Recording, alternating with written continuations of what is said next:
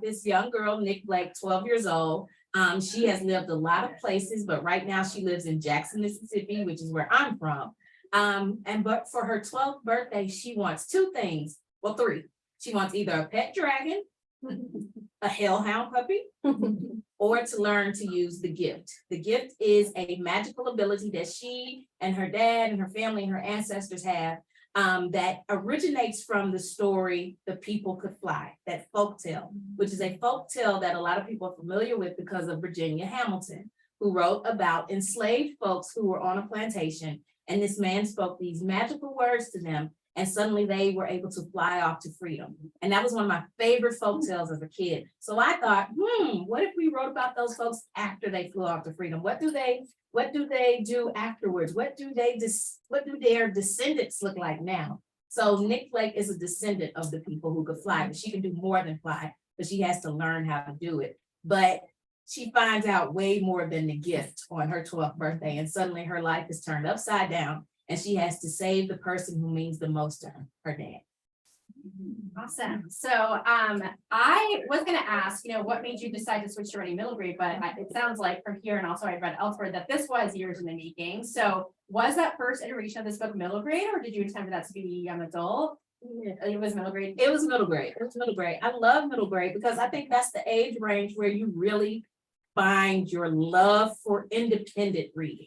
Like before that, it can sort of be that you read books that your parents put in your hands, or you're reading books or your parents are reading books to you. But once you get into that, third grade, fourth grade, fifth, sixth, you're starting to pick out books yourself. And I think that's such an important time for a kid. And I love that age range talking to them. Like I got to talk to over 200 of them today, and they were awesome. And I was having a conversation with some of the folks from my publisher about the difference between them and high schoolers. Like the high schoolers, when they're sitting there, they're all too cool for school. Don't really, the middle school kids, like the sixth graders today, they were in the audience. Then once they got up to me, hi. But with the high schoolers, it's like, in the seats there, but then once they get up to you, oh my God. So it's funny to me how it works. But it's such an interesting time. But 12 is such a special age too, that I love it, because that's when you're starting to realize your parents are people. You're starting to realize the world has some issues, and you're starting to wonder, where do I fit into all of this? And so I think it's such a cool age to explore, especially in a fantasy book, but in an adventure period. But I will say it's a little harder with 12-year-old characters to figure out. So how do you get them away from the adults so they can get into trouble and stuff? It's a little harder. Well, I think you do a good job of the parents are still part of the story. That you do a good job of setting up an adventure that forces them away. So that was great. Thank you. I was going to say, what was your favorite part of writing this book, the version that you started during this pandemic, and then also what was the hardest part of writing this book? The fun part was coming up for using different folktale stories and folklore characters and bringing them into the book. Like a lot of the stories that I read growing up were the tales that I heard growing up. John Henry, bringing that into the fold. Bringing in High John the Conqueror, bringing in Wiley and the Hairy Man. These are old folklore tales. And then bringing in things like Rougarous, which are Cajun versions of werewolves, or vampires, or Azizas, which are fairies that come from Africa, from Ghana. Bringing those things in and finding these new creatures and characters to bring into the world was super cool. The hardest part was creating rules of magic and sticking with them.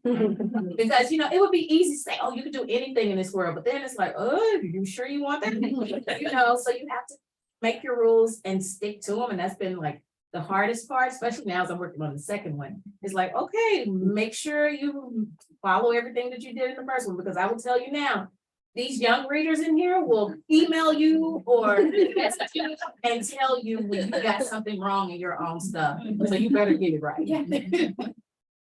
So speaking of that, speaking of the magic system, what inspired this specific magic system that you created, especially how it ties in to Black history and real, either real events in history as well as real, like I said, mythical things that are in stories in history? It was inspired by the folktale, The People Could Fly, but also it was inspired by Black girl magic. This is a phrase that gets used a lot, and we talk about Black girl magic. And that's not to say other girls aren't magical, but it's just to say that it's trying to remind Black girls that they too are magical, because so often the world doesn't tell them that enough. And I thought, what if what if there is something there, not just for Black girls, but for this Black girl and her family.